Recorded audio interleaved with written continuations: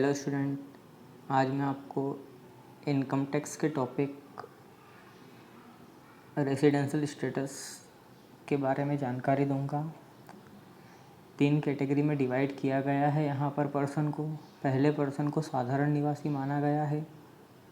साधारण निवासी को इंग्लिश में ऑर्डिनरी रेजिडेंस कहा जाता है। दूसरी कैटेगरी होती असाधारण निवासी NOR या नॉट ऑर्डिनरी रेजिडेंस, और तीसरा होता है NR अनिवासी।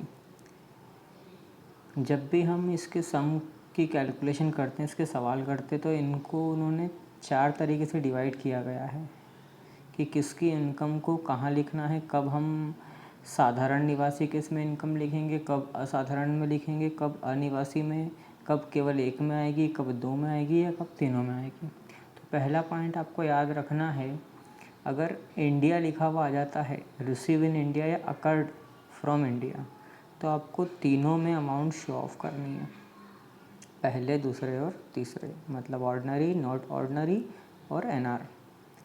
दूसरा पॉइंट अगर आता है कि इनकम तो हमारी आउटसाइड ऑफ इंडिया हो रही है, भारत के बाहर इनकम हो रही है, लेकिन उसको कंट्रोल्ड जो कर रखा है, नियंत्रित कर रखा, वो भारत ने कर रखा है। तो कंट्रोल्ड बाय इंडिया लिखा हुआ आता है, तो आपको फर्स्ट और सेकंड मतलब OR और NOR, साधारण निवासी और असाधारण निवासी में अमाउंट शो ऑफ करना है, लेकिन अनिवासी में अमाउंट नहीं लिखना है, NR में नहीं लिखना है। तीसरी होती विदेशी आय। विदेशी आय मतलब भारत के बाहर की आय, और भारत के बाहर की आय होती है और कंट्रोल्ड बाय इंडिया लिखा हुआ नहीं आता है, तो केवल पहले वाले में मतलब साधारण निवासी ऑर्डिनरी रेसिडेंस के इसमें अमाउंट शो ऑफ करना है, बाकी NOR और NR के इसमें अमाउंट नहीं आएगा। चौथा पॉइंट होता है गत वर्ष के पूर्व की विदेशी आय। अगर प्रीवियस ईयर या लास्ट ईयर के पहले की कोई भी इनकम होती है तो किसी में भी नहीं आएंगी।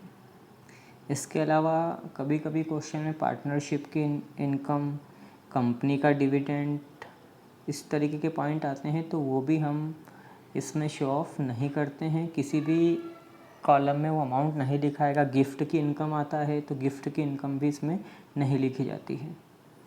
तो आइए अब हम इसके प्रैक्टिकल को देखते हैं।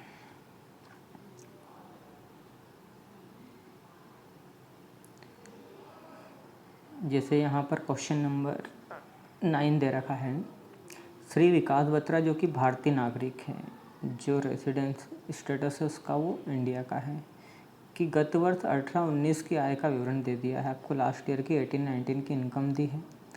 पहला पॉइंट उन्होंने दिया है, जापान स्थित व्यापार का लाभ भारत में प्राप्त किया। आपने बिजनेस तो किया है जापान में, लेकिन यहाँ आपको मैंने बताया रिसीव इन इंडिया लिखा हुआ आ चुका है। रिसीव या अकर्ड इनकम फ्रॉम इंडिया लिखा हुआ आ जाता है, प्राप्त या उपार्जित, तो आपको तीनों में शो ऑफ करना है, मतलब ये वाली अमाउंट हम तीनों कॉलम में शो ऑफ करेंगे।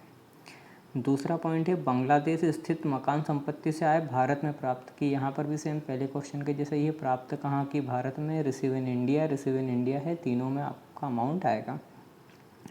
तीसरा पॉइंट है, श्रीलंका में स्थित मकान संपत्ति से आय वहीं के एक बैंक में जमा की। हमने इनकम श्रीलंका से प्राप्त की और वहीं बैंक में जमा कर दी, ना तो यहाँ पर कंट्रोल्ड बाय इंडिया लिखा हुआ आया है भारत से, ना तो ये नियंत्रित है और ना तो भारत में प्राप्त की, इसलिए ये केवल पहले नंबर के कॉलम में ही आएगा, एक ही कॉलम में अमाउंट आएगा। ये बर्मा में स्थापित व्यापार के लाभ वहीं एक बैंक में जमा किए, यह व्यापार भारत से नियंत्रित है, कंट्रोल्ड इंडिया लिखा हुआ आ चुका है। कंट्रोल्ड बाय इंडिया मतलब ये 2 कॉलम में आएगा, पहले और दूसरे अमाउंट कॉलम में ये दोनों अमाउंट शो करेंगे हम 2000 रुपीज़, क्योंकि जब भी कंट्रोल्ड बाय इंडिया लिखा हुआ आता है तो ऑर्डिनरी और नॉट ऑर्डिनरी दोनों में अमाउंट हमको शो ऑफ करना पड़ता है, साधारण निवासी और असाधारण निवासी। पांचवा पॉइंट है, भारत में उपार्जित परंतु मलेशिया में प्राप्त। अभी आपको बताया उपार्जित, अकर्ड इनकम या रिसीव, दोनों में से कोई सा भी एक पॉइंट अगर इंडिया के साथ आता है तो ये अमाउंट हम तीनों में शो ऑफ करेंगे, मतलब ये पहला, दूसरा और तीसरा तीनों में शो ऑफ करेंगे। इंदौर में व्यापार से लाभ, अब इंदौर कहाँ है, इंडिया में, इंडिया की इनकम है, इंडिया की इनकम है, तीनों में शो ऑफ करेंगे। 7वां पॉइंट, गत वर्ष के पूर्व की बिना कर लगी हुई विदेशी आय। गत वर्ष के पूर्व, प्रीवियस ईयर के पहले की है विदेशी आय है जो गत वर्ष में भारत में लाई गई है। कभी भी लाई हो हमें मतलब नहीं है, अगर लास्ट ईयर के पहले की इनकम है तो हम उसको इसमें शो ऑफ नहीं करते हैं, तो ना तो ये पहले कॉलम में आएगा, ना दूसरे कॉलम में आएगा और ना ही तीसरे कॉलम में आएगा। तो इस तरीके से हमको सवाल को सॉल्व करना है।